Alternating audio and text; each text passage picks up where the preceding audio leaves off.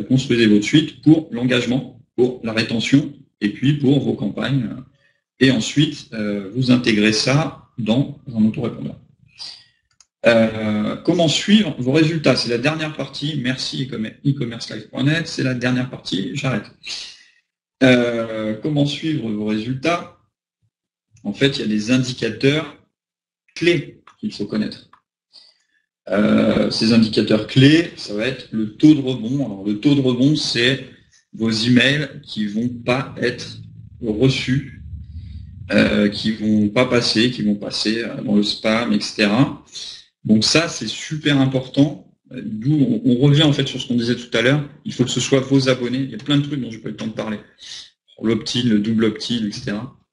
Il faut que ce soit vos abonnés parce que sinon, vous allez avoir un taux de rebond, un taux de spam qui va être élevé parce que les gens ne vous connaissent pas, donc ils vont vous dégager tout de suite dans le spam. Et du coup, vous allez, il y a aussi cette histoire de réputation. Et du coup, le serveur, en tout cas, donc la plateforme va perdre en réputation. Celui qui tient la plateforme va pas être content du tout. Et il peut vous éjecter parce que c'est généralement dans leurs conditions générales. Donc, il faut vraiment se tenir à ça. Puis vous avez de toute façon bien meilleurs résultats en faisant ça avec vos abonnés à vous qu'en achetant des listes. Le taux de clic, bon, alors là, clairement, c'est... j'aime pas parler de taux de clic, hein. Je vais parler de taux d'ouverture. Taux d'ouverture, c'est les gens qui vont ouvrir l'email sur le nombre de personnes qui l'ont reçu. Donc ça aussi, ça s'améliore avec l'objet de l'email. Dans l'objet, il y a des formules un peu connues qui attirent l'attention. Donc, par exemple, mettez comment faire ceci, ou alors les fameux chiffres email marketing en 7 étapes. Voilà.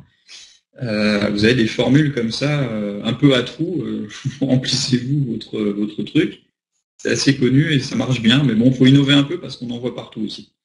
Donc, il faut essayer d'innover.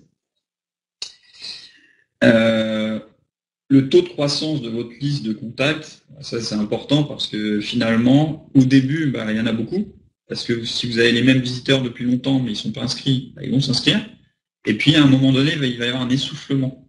Où là, il va falloir chercher un trafic nouveau, peut-être une autre audience auquel vous n'avez pas pensé à attirer, à cibler. Donc, vous pouvez le cibler tout simplement par du SEO en faisant un article qui va toucher cette audience.